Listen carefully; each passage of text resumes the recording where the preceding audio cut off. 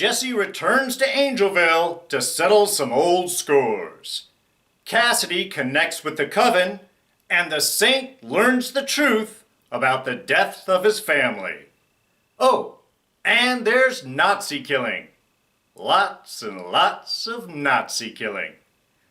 It's just desserts served up piping hot on the season finale of Preacher, Season 3, Episode 10.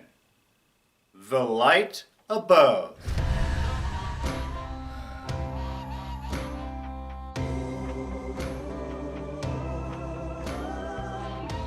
Hey everyone, D here, and welcome to our review of the big season finale of Preacher. So excited and sad also, because it's the end for like a year. But wow, if they're gonna do it, this is the way to go. Oh yes, spoiler warning, here you go. Don't want to forget that, might get yelled at for it.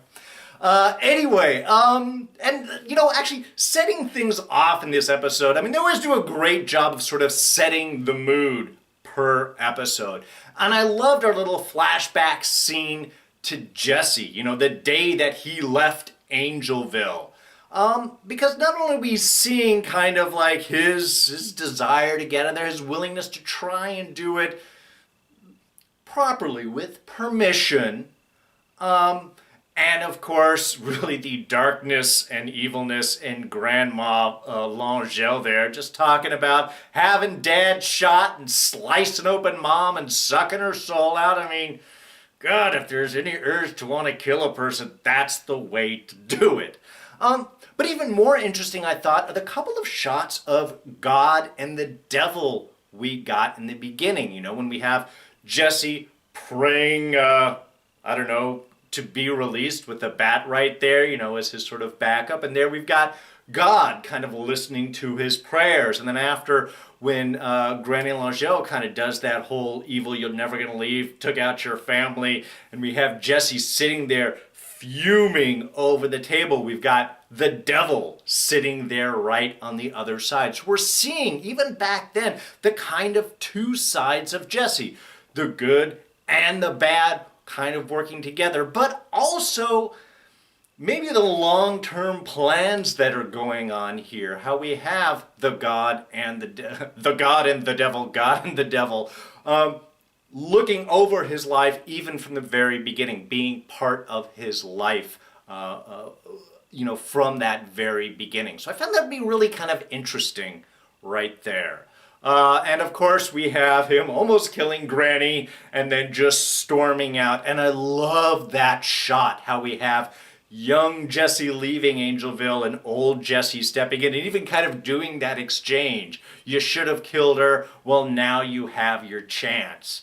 It was a great way to sort of set things up. And yeah, maybe he should have. Maybe that should have been settled long ago. But if he had killed Granny way back then who would have saved Tulip now? She wouldn't have been around to be able to do that. Maybe he just would have had to have allowed Cassidy to turn her into a vampire and kind of deal with it from that point. But, so it's sort of an interesting thing. Yes, maybe this is something that should have, and yet by sparing her then, it did allow Tulip to be alive now. So, a bunch of real kind of interesting sort of setups going on, even in that very beginning opening sequence. But of course, returning to Angelville to settle that score is what this episode was all about. And I think it was all handled beautifully. It sort of returned to the house, it all being very empty. TC being the first to sort of engage to try and stand him off. Not prepared for the power of Genesis. Certainly not his foot prepared. But it was sort of interesting there. We got that little sort of feel between Jesse and TC, which sort of played itself out later on after that big encounter with Jody. About Jesse not being all that mad with TC. TC isn't that bad to Jesse. TC's a messed up guy. He's dark, he's twisted, he certainly likes sex with anything that moves, but not certainly not on the same level as either Jody or Gran'ma in regards to what he has done to Jesse. So we got that little hint of it. But certainly did cost TC his foot or part of his foot, at least. But really, let's get down to the big battle in the tomes. Jody versus Jesse. And we've been waiting for this all season. Knew that it was going to come down. Seems appropriate that it was done down in the tombs. I like that TC got to do that final intro with the hat. He seemed very pleased about that. But we had a great final fight there between Jody and Jesse. And Jesse really just starting off from the get-go, laying in. He has the confidence, he has his soul back, he has Genesis, but he never uses it against Jody. And I think that was, again, kind of very telling. This is a personal score to settle between Jesse and Jody. And I think using Genesis at any level in that to try and hamper it down would have been an element of cheating. But it wasn't. Anyway, it was a great fight. I love picking up the board, smashing it with the nails into Jody's face right there. Very nasty. And there we can see, again, part of the difference, the confidence, the power that's here with Jesse. As Jody said, now that's different. That's something new. Jesse is pulling out all of the stops. And Jody is a better fighter. I mean, in many ways. Certainly larger, stronger, almost turns it around, but makes a mistake. And there's a lot of these little mistakes that are made in the episode of pushing too hard, pushing too far. This, of course, when the lighter falls. Jesse's father's lighter that Jody had, the fuck communism lighter. And he has to make the comment, "Oh yeah, I've been looking for that. I got that when I shot your dad." I mean, again, pushing those buttons just a little bit more. If anything is going to empower an individual, we've all watched television, we all know the whole character arc. Whenever anybody pushes those buttons a little too far, it always superpowers the other individual. And for Jesse, of course, that involved a chain. A very cool, effective use of a chain. Whacking him, wrapping it around his neck, and then wrapping it around his head and using that as he punches Jody to just do that extra bit of damage to knock him down, and then the final whack, whack, whack against the wall there, which, man, that was it. That was the end of it. Very surprised that Jody got back up for that moment there. And I think Jesse was too. And I was wondering, this is when Jesse's going to have to use the voice on him to try and stop him. But no, it's like Jody used that last little bit to congratulate Jesse. What did it say? Boy, you do me proud. You did a good job there. Good job there, boy. It was just kind of interesting. It's almost like Jody has been waiting for Jesse to really step up his entire life. I mean, he had insulted him earlier on about being a kid. What was it? His mom Granny had talked to Jesse about being a little girl there earlier in that scene, in that flashback sequence. You just stand there like a girl, just waiting to hand your grandma a whiskey. And even Jody again kind of taunting him with this aspect. So it's like there's almost a pride there that Jesse finally beat him, which I thought was an appropriate way to send Jody off. Not so much as just anger at being lost or feeling put down or even turning his last speech into an insult. But actually saying, "I'm proud of you, boy. You did the right thing. You finally stepped up." I thought was kind of an interesting way for Jody to have his final words and say goodbye. So that is the end of Jody, burnt up in the tombs to really settle and take that hole out. But not alone. I have to say, I was a little sad about TC going out with him. And again, that final little exchange where he has TC get the gasoline in order to burn him and burn not only Jody, but the tombs down. And ask TC, "Come on, let's go." What, you're not going to kill me? No, you're right. I'm not really all that mad at you. Again, it sort of settles out that little account right there. But for TC, where is he going to go? He's been in Angelville all of his life. He certainly loves Granny. Jody is his partner. So, you know, again, I was sort of sad to see TC go at that moment, but I kind of got to give him a little level of respect in order to just admit that this is the appropriate end for him and willing to sort of embrace that. So, a little dark, a little twisted, but that does sort of wrap up the TC and Jody storyline. And then, of course, we have our final goodbye to Gran'ma L'Angel. Got to go out. But sort of an interesting conundrum here for Jesse as well. You know, all ready to take out, planning, has to kill Gran'ma. Very much embracing that reality. Tried to walk away before, but Angelville keeps pulling me back. Keeps sitting there in the back of my mind like a dark dream. But now it's time to wake up. And Granny kind of making that last final move, revealing the deal with her gentleman caller, the devil, that if Jesse kills Gran'ma, then when Jesse dies, whenever that is, he goes to hell. How does she make that deal?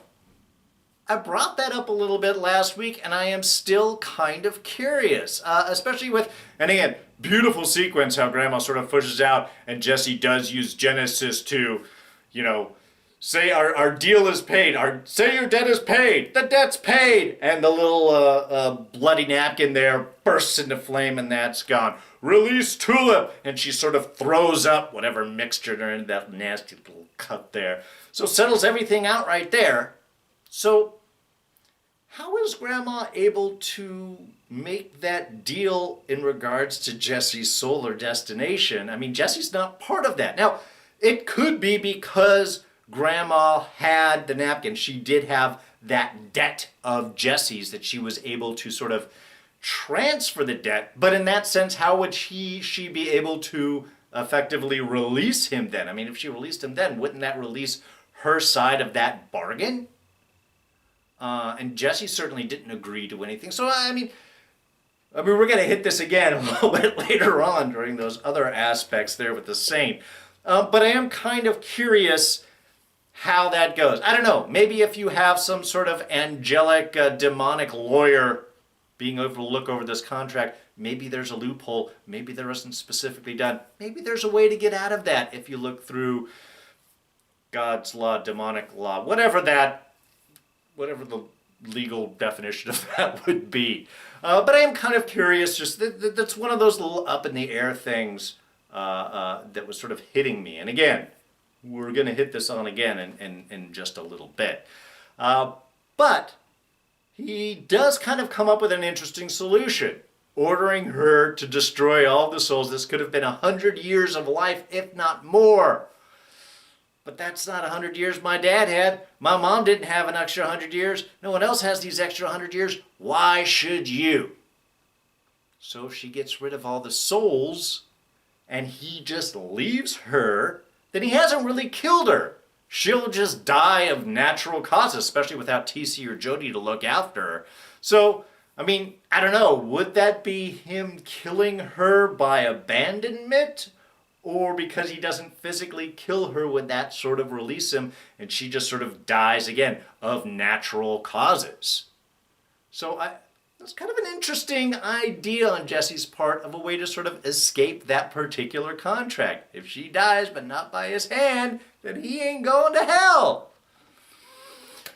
And yet, like little young Jesse sitting on in the truck beside him, can you really do that? Can you really just walk away? Can you take that chance that Granny L'Angel isn't going to persist, isn't going to find some way? Will this actually release Jesse from the curse, the power, the hold of Angelville? And apparently not, from Jesse's viewpoint. And again, just desserts here in a way of going out. For Jody, he finally got beat by Jesse. For Gran'ma, she gets hooked up to her own machine and gets her own whatever remains of her soul sucked right out of her body, and she is gone. So, yes, if that contract holds, that does mean that Jesse is going to hell when he dies, because he effectively did kill Gran'ma. But maybe it's better. Maybe that's a hit worth taking to get rid of someone as dark, as evil as Granny. And again, done in a karmically appropriate manner. Yeah, but Jody and Gran'ma aren't the only ones getting their just desserts in this episode. Icarius also going out, I think, most appropriately this episode. And I loved how when he first comes in, again, very interesting foreshadowing as he first enters in and he's looking at his coven who's all standing there looking down and dour, and he just thinks they're all lamenting over Cassidy. Oh, betrayal when committed by a loved one cuts most deeply. And all I'm thinking of as he says this is, you're talking about yourself, I think, in these eyes. And it's interesting, if you had noticed where everyone was standing, nobody was standing in the light. They were all standing outside of the light in shadow, very sort of appropriately placed. So that gave us a little hint, but again, not too much. They let it all play out very well. And Icarius is still trying to make a deal with Cass. Come on, I got you a unicorn pipe. It'll be great. You can just stick together. You've only been around 100 years. You haven't done all these things. You haven't gone to Asia. Really trying to play it. So it did kind of surprise me when it looked like Cassidy was willing to take Icarius's deal. That didn't seem right. That didn't fit with the way that Cassidy is as a person / vampire, and certainly the way that he's approached Icarius and the rest of the coven. So when we do get that turnaround, and Grandma's, Kevin's mom's the first one to raise her hand and volunteer to take flight, knew something was going on right there. And of course, discovering that she was bit, and therefore everyone else is bit. And yeah, Cassidy did get through to Kevin's mom there. She did make some phone calls. 87 of them. Didn't reach a single person. So, or vampire, as it were. So it was just a perfect way of turning things around. I loved that sequence, how they all just sort of flocked right onto him, nailed him down, and that quick little scene as he tries to transform, into all those different forms, and they're all still, nailed in there with the tent spikes. Love that. To the table. It was just, again, it's a perfect way. And the fact that even then, before the sun finally gets to him, the rest of the coven feed on him, sort of re-drain the bloods back out of Icarius. So, a very appropriate way for Icarius to go out. I love the fact that Cass was able to convince Kevin's mom, turn everyone else. Again, just desserts right here. Very apropos. And then we even had the return of Hoover, which was a bit of a surprise. As everyone's bored. That's it. And this really, again, hitting it right on where Cassidy's kind of constant move about why do you want to be a vampire? The coven is already bored. What do we do now? We just took care of Carriers. What do we do? Well, you clean up. Get a dustbuster. You clean up all the nasty stuff. Yeah. And then what? I don't know. He's sitting there loading up his new unicorn pipe.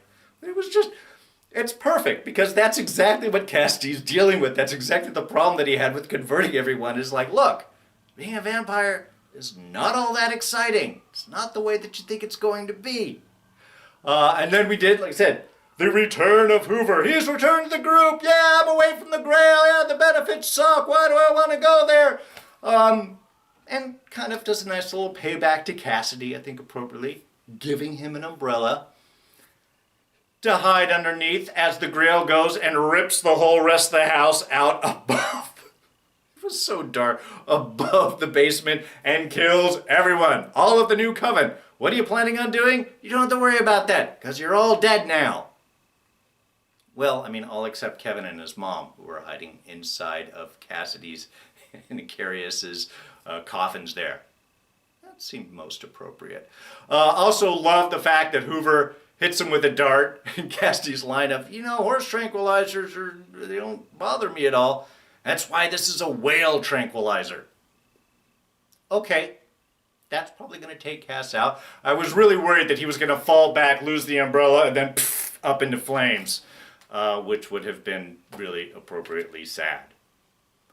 But no, but now he is a prisoner of the Grail, who is holding him in.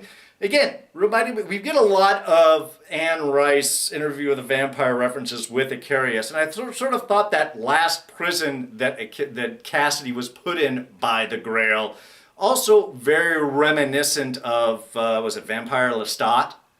Where they get put inside of the giant room. The giant gets inside the room, and then it's open at the top, and so you can't leave. The sun comes down, there's no escape, it's all burned up. So it looks like that's where Cassidy was put. Now, I don't think that their Grail is planning on killing him yet because he's supposed to be bait for Jesse, and dead bait is not useful. So I guess unless it's summertime, it's not going to go right up ahead. Maybe it's winter right now, fall. Is this a time-wise? You got to wait until the equinox or something till summertime, the solstice, in order for the sun to be ahead, and that's how long Jesse and Tulip are going to have to rescue Cassidy. The other thing is he protected by what appears to be an angel tied up above him? Is that to kind of put over a shadow to protect Cass downstairs? And why do they have an angel all tied up there? Those are questions. I know we got to wait until the next season in order to answer that. But yeah, poor Cass. Tulip called him. He was very emotional about Tulip calling him. I think he was really connecting. Yes, I need a family. I'm great for this group to be coming back, to be back with a part of something. And now he's going to have to wait to be rescued. But I think he should have confidence that Tulip and Jesse, his other extended family, will be coming for him. Alright, we've got a Jesse-Jody fight, we got the death of Granny, we got the death of Icarius, so many amazing sequences, so many great scenes, so many amazing moments. But we also had Nazis. Nazis getting killed. And the minute you have that, that's always going to be our Scene of the Week for this week. Because it's a lot of Nazis dying. That was just such a great escape bit, a great battle. We have Sid, the Angel of Death, and the Saint versus Rick and his Nazi group. I love that. You're supposed to be SS. Why do you have a Luftwaffe medal? Well, they're a mixed group. Why? Because that's what they just got out of the costume store. Intriguing that they're asking for the release of Hitler and not Hitler. So, yeah, they're Nazis, but they're going after Hitler, and they don't realize the whole... I guess that's not really important. What we did have is an amazing battle sequence. Do not go up against the Saint and the Angel of Death. I love that, where they're just mowing them down. The Saint's just there shooting through the crowds, and get the Angel of Death whipping and grabbing and doing that. Not only that, we have Eugene taking responsibility to not let Hitler go. Fighting off Hitler. You've changed. Yes, I have. I have a soul patch. I had to rewind that a couple of times to hear what he said. And yeah, you get a soul patch? Again, that just makes Hitler even worse, doesn't it? Really? In everyone's mind. Tulip also doing some great Nazi fighting with a wiper blade. That was awesome. Still wins for it, goes for the gun, couldn't get that, finally gets the bayonet, slices his throat, that was beautiful. And then we have the two more Nazis coming in. Oh my God, what is gonna happen? How is she gonna get out of this? Is she gonna be caught? Is she gonna be killed? Is this gonna... No, of course not. It's Tulip. She is badass personified. Oh yeah, right here, baby. And using the Luger to shoot through the seats and killing them both in one shot. That's how powerful AF she is. Her response back of, Luger. We've talked about that before. So yeah, definitely a very effective weapon. We do have Eugene stopping Hitler. almost able to escape, except for the boots. Poor Eugene. Those boots did suck. And allowed Sid to go and grab Tulip. But she made a mistake. Sid made a big error. And again, this is pushing those buttons in a mistaken way. When she has to taunt, and why did she do this? Why did she taunt the Saint? There was no need to do it. But felt the need to push about the crows. When the crows were pecking your daughter's eyes out, do you think she was dead or was she still alive at that point?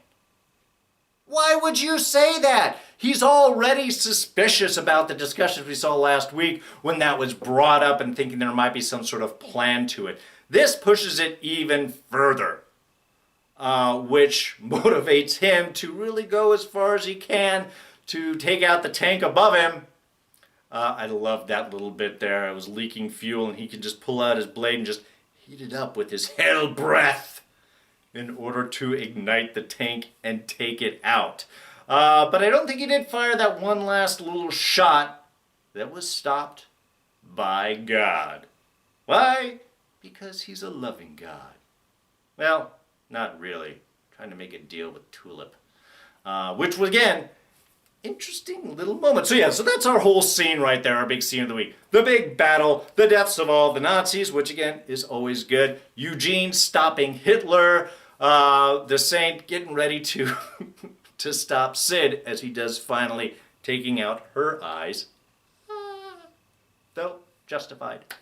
But that does lead us to that little discussion between God and Tulip, where he is again trying to let her go, remove the O'Hare curse, in exchange for Jesse not coming after him. Does not want Jesse and Genesis to interfere with his plans.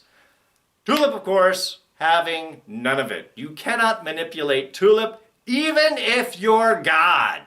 She is all about the free will. And even plays a little threat there about Cassidy.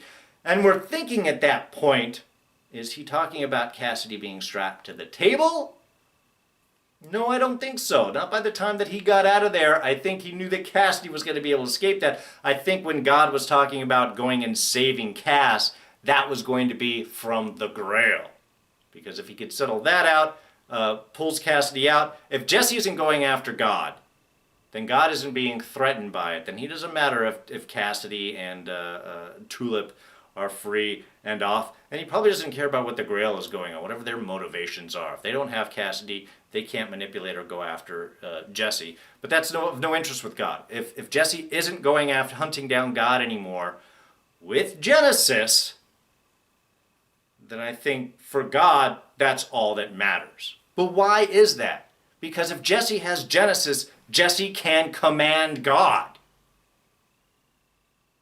I think that's what God is really afraid of. He can command God, not only ask questions, but stop whatever plans that God has going on. Now, we don't know what that is. Some sort of expansion the devil wants, but is the God going with the same thing? Again, not a lot of answers going on here, but I think that's sort of the crux of it. God is trying to stop Jesse because he doesn't want Genesis commanding him to do whatever, to change his plans. His mistake, of course, is trying to manipulate Tulip in order to get that to happen. Nobody manipulates Tulip, which then, of course, sort of releases everything. Though I love how it sort of ended there. How he was like, all right, well, we'll just stand here, watch the water. Tulip can't do that. He knows that something's going on at my line. You're a dick. Yeah, God, right now, you're being a dick. A dick dressed up like a dog. A twisted... Oh, man, what is going on with God? And finally, our last little bit of just desserts is, of course, the Saint returning Hitler and Eugene to hell, making his deal with the devil so he gets his guns back. Why? Because he also has some questions for the devil. What is the truth of his family? His family was designed to be killed. Was the devil behind it? Well, he was there. wasn't part of the conversation. I mean, though, how much can you actually trust the devil at this point? But certainly does seem to fall down to God. It was God's plan to kill the saint's family. That is not going to make the saint very happy. This is someone who has blamed himself for 100 years or more, 150 years or more, that he was the cause of his own family's demise, that being compassionate, trying to help that little boy who was going off to the evil town to try and stop them, cost him the time so that he couldn't get back, and that his family was dead, and therefore it is his fault. He made the wrong choice. And now, learning that no, he was manipulated, his family was killed by God's plan, now setting him out for revenge. Certainly says goodbye to the devil. Saint's guns can kill anyone. Now the devil's gone.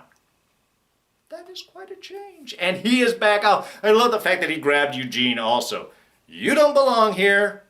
Let's go. Fortunately, the saint is still after Jesse Custer, it seems, and this is where Eugene learns that Jesse is still alive. The preacher that sent him to hell, the preacher that left him there. You know that I've been talking about, I was hoping that Eugene would maintain his optimism. Heck, even goes up to the devil and tells him he has a chance to turn things around. I love that opening bit. I always knew what my purpose is, and now it is. You're a dick. Much like Tulip calling God a dick, we have Eugene calling the devil a dick. But you could turn it around, make it up with God. You guys were friends once, right? Very true. Lucifer was the #1 angel before he turned and did all that stuff, so it's kind of an appropriate point. But at this point, finding out that Jesse is still alive, that Jesse is still out there, he's going with the saint, I think, starting to look for revenge. And this is that turning point for Eugene, which kind of makes me sad. I was hoping Eugene would, again, hold on to that optimism. But here, feeling that he has been left behind, was sent to hell, and then left there and sort of forgotten, sure, I'd be upset, especially if he finds out that God's not really around right now, and what are the plans? I mean, you just heard that God's plan was to kill the saint's family. I mean, he can't be too happy with God himself. But is going to be focusing on Jesse. And this hits my other point that has been sort of bothering me, is at the end of season 1, Jesse had promised he was going to go after and save Eugene, and yet for the past 2 seasons has completely forgotten about it. Sure, he was a little obsessed with trying to save God and maybe use those points, and then of course trying to save Tulip this season. He did have the opportunity to ask the angel there before Saint killed him at the beginning in Mumbai Sky Tower. Maybe could have asked about Eugene there and getting him out, but he didn't. And so this is the cost for Jesse. This is the cost of these decisions, as Jesse has been too distracted to make up for the mistakes that he has made, and now Eugene is going to be going after Jesse with the saint, which leaves Hitler in charge. Hitler's the new devil! Seems to make sense in some way. But this leads to my other question again about the contract, because the first thing that Jesse does, I mean, the devil does comment with the saint about Jesse Custer. Oh, the synchronicity, it's great. I just made a deal for this guy. Well, the saint killed the devil. So does that also nix the contract? We have the 2 people, part of the contract, they're both dead. Grandma's dead. The devil's dead. Does that void the contract? Again, Jesse was never really part of it, so again, this is a hell lawyer kind of question. But we do have Hitler looking over that little signed piece of paper and everything else. So if he's the new devil, does the contract then go over to him? Again, these are ethereal legal questions that I have no idea about. But it does sort of leave me sad that Hitler, who tried to escape, is now not only back in hell, but is now in charge. Hitler in charge of hell. Oh, that's all sorts of bad. All right, just a couple of small things here. One, of course, we have Hair Star. no longer looking for Jesse as the new Messiah, but trying to pull him in using Cass as bait to torture him and kill him because he's tired of being shown up by Jesse Custer. That is a lot of anger to be holding on to. I mean, it makes sense for Star, I suppose, and he probably doesn't want him out there with Genesis, though any capture is definitely going to have to entail covering up that mouth, so Genesis can't be used against him. And he will be down one Hoover for sure. Poor Hoover. He goes and he saves Cass. He helps him out. I mean, okay, look, let's be honest. Hoover said he was doing it as kind of a payback for looking out for Hoover, but he did that in order for Cassidy to be captured. So, I mean, did Hoover really do that? Also, the hat. Not there to mock Star, but was that really big enough? His hands were all exposed. The hat I didn't get the hat thing, so it was a bit of surprise when Star knocked it off, and he did in fact disappear. Was fully vampire. I mean, I guess he would have had the bite, the teeth, and so on, but you know. Anyway, it's just sort of a sad ending for Hoover. He said, "I told you I was a vampire. I thought you were kidding." Bam! Burn away. We need a new Hoover now. So, yeah, it's just going to be Featherstone with him. With Star, waiting with a massive army for Jesse and Tulip to show up. And you know that these are some bad MFers when you need an entire army with helicopters and jets to stave off two people. Jesse Custer and Tulip. Yeah, that's because they're, again, powerful AF.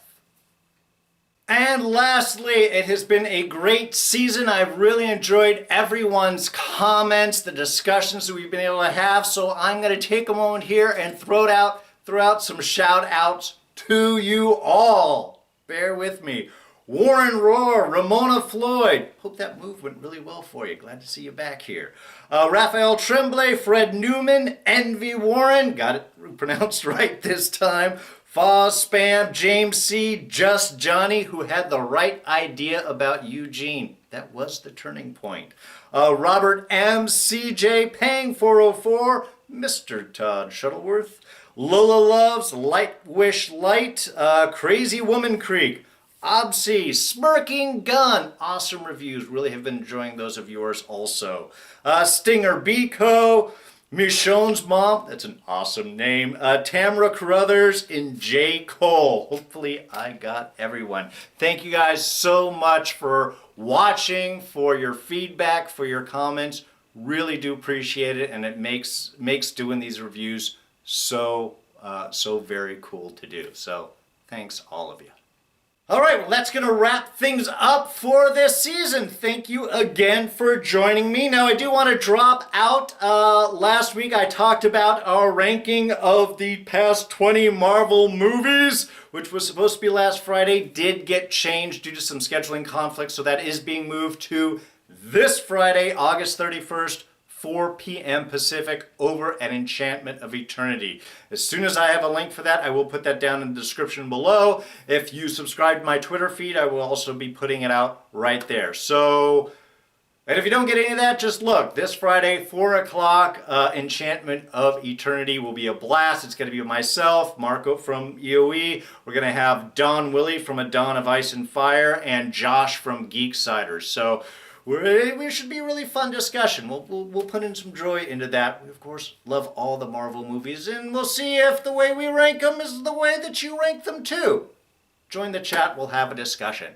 But that's going to wrap things up for this season. So, as usual, if you enjoyed the review, please go ahead and hit that like button. Thoughts, ideas, and comments, keep them up down in the section below. You can always catch me on Twitter and Instagram. That's where I put out my notices. I am at Darren Jakes. I know we went really long. We're going to wrap this up here. We'll put a little subscriber link right here if you want to be a subscriber. Catch this. Got a new season coming up. It's going to be, let's see, The Gifted starting in September, and then we'll have Walking Dead starting up in October. So, you know, some fun stuff. And we'll throw up a couple of our latest reviews and links right there you can check out. So, that's it. Thank you so much for joining me. I'm D, and I'm out of here. Hope you guys see you guys soon. Bye-bye.